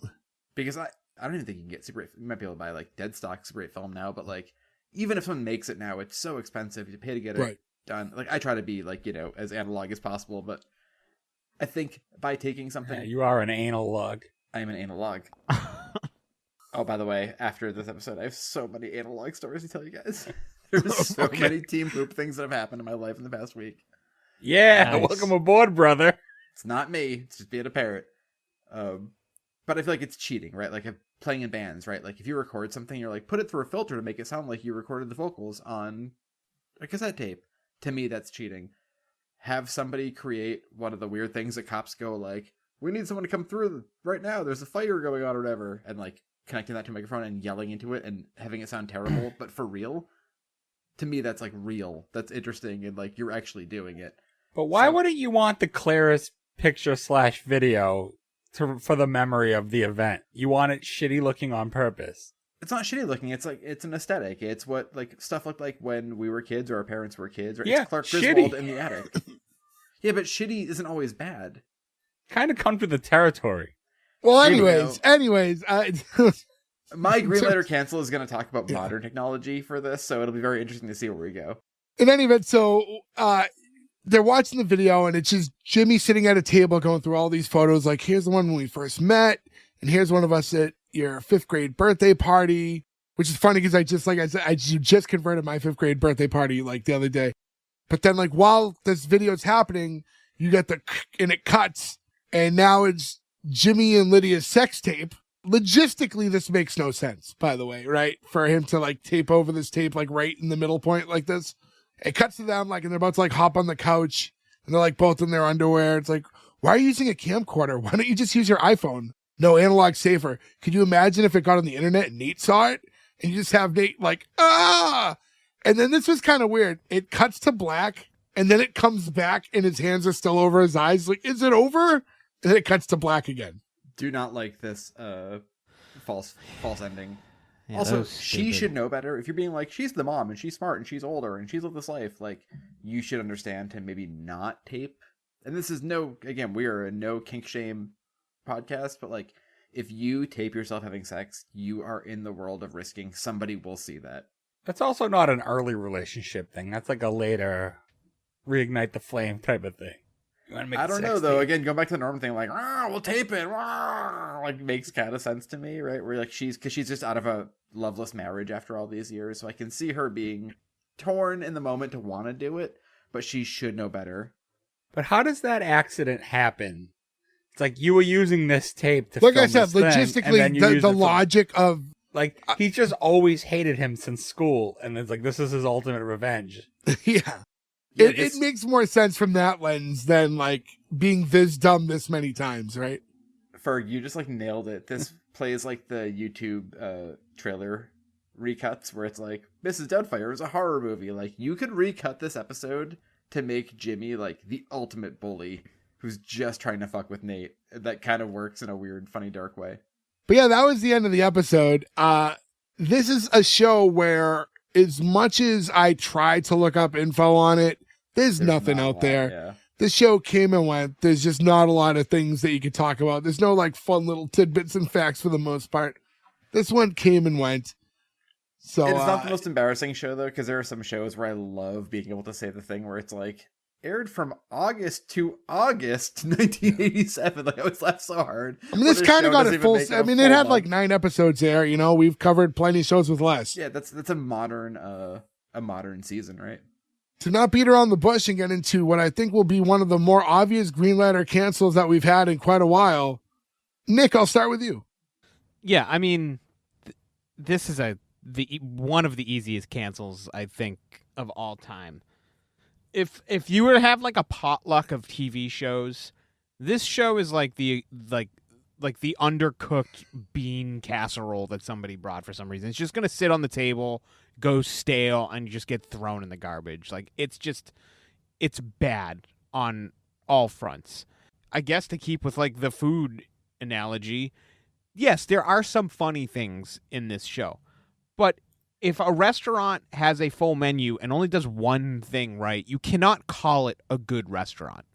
I mean, yes, 1 or 2 of the things you had were good. Okay, cool. But the entire menu sucks outside of that. It's not a good restaurant. It just isn't. And you can't, for the same reason, you cannot say that this is a good show in any aspect. Nobody's redeemable. Every character on the show, with exception to Zooey Deschanel adjacent girl's boyfriend, is redeemable. Even even Nate's father, who I like as a character, has like habitually cheated on his wife or since the divorce. I don't know if he cheated or if it was since the divorce, whatever. But nobody on this show has a redeemable quality at all. They all suck because even the Zoe Deschanel character is giving vibes to Nate while she has a boyfriend. So like every character sucks on this show. And the entire plot of the show would be better served as a subplot on an already existing sitcom for a character that's not always on the show. Like to try to make this idea into an entire series is totally ridiculous. There is not enough runway or there's not enough content for that story to extend more than a couple episodes. Everything about this show is bad. The writing is terrible. I would say the acting is okay, but it's kind of it's held back by the writing. Like it's just bad. Everything is bad about this show. This is top 10, maybe top 5 worst shows I have ever seen doing this podcast. Awful experience watching this show. Easy cancel. Fuck this show. I hate it. Cancel. For the sake of balance, Joe, you're next. I weirdly don't feel like Nick. I was thinking, Fuck you. There is the time where things make you mad, but you enjoy them. I hate AI created anything, but there is a AI music group. You can find it on Spotify only. There's like no real records, called Girly Girl Productions. If anybody's never heard 10 Drunk Cigarettes by I Girly brought Girl this up Productions, recently without you around, how I don't understand why you like this so much. it's maybe By the the way. funniest and greatest song of all time. I listen to it maybe once a week. I don't know why.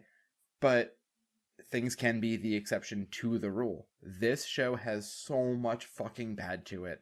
But for some reason, when it ended, I went, what the fuck is Google Play, and why can't I watch episode 2 of this?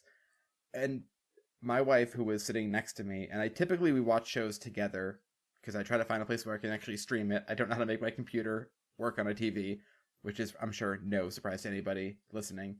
So she just kind of heard this one while she was like on her phone, and she was like, I'd watch another episode of that. I was like, yeah, it's kind of funny, right? There's enough to it that I want to watch a second episode. There's a lot that made me really fucking mad, but there's enough that makes me weirdly want to watch a second episode. So it's weirdly a green light. I didn't expect this. Also, 10 Drunk Cigarettes. Fucking get a Grammy. Ferg. Cancel. Jay. No, I'm just kidding. Yeah, this was a terrible, terrible show. Like Nick said, this is top 5, one of the worst shows we've ever covered.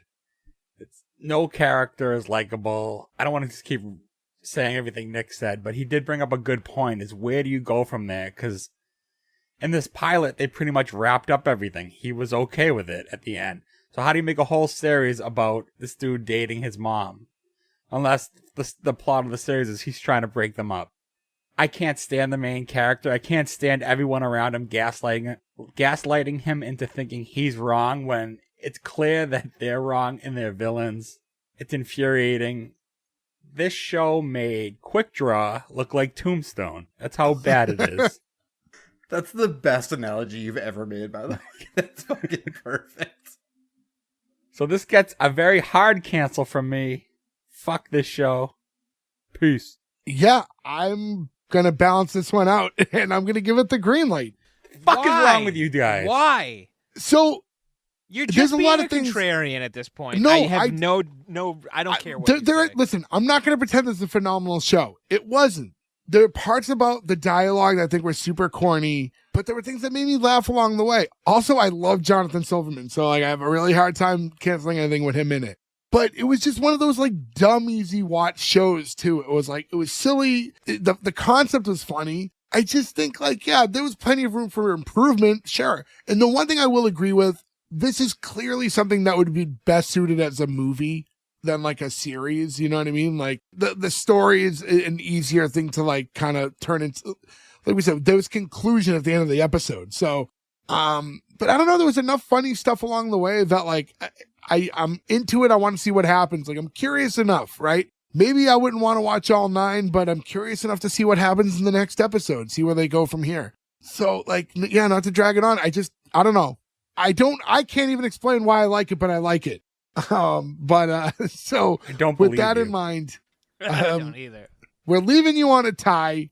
We're going to have And Gordo's not going to watch it, so we're going to be stuck on a tie. We're going to have to, like, glue Gordo to a chair and make him watch this so we can figure out how this one will No, conclude. he's gonna watch it because that means if he doesn't, I wasted my time and the show didn't get passed or canceled. Yeah. And I will not So- accept that. We're gonna So legit sorry have to- to Clockwork Orange him with like his eyes like Yeah. held open to watch this episode. Yeah. We will make sure he watches this. it. But yeah, so in any event, we're leaving you on a cliffhanger here, but thanks everybody for listening. Again, S1E1 Pod is where you can go to listen to us, where you can go to follow us on our social medias, S1E1 Pod on X, on Instagram, everything like that. We post plenty of videos and other things along the way. Our merch site is also linked to the website. Rate, review, subscribe, do all that shit. Definitely helps us a lot. Interact with us. We like talking to you guys. Send us an email, whatever you want. We appreciate it. We do this as a labor of love. So when you give us back any feedback, it means a lot to us. But with all that being said, we'll catch you again next week with another new episode. Happy Mother's Day. And until next time, thank you. Goodbye. That's gonna be a joke about we got the best Poonstone to reference first thing, but it's in Happy Mother's Day and I feel so bad about it. So, bye bye.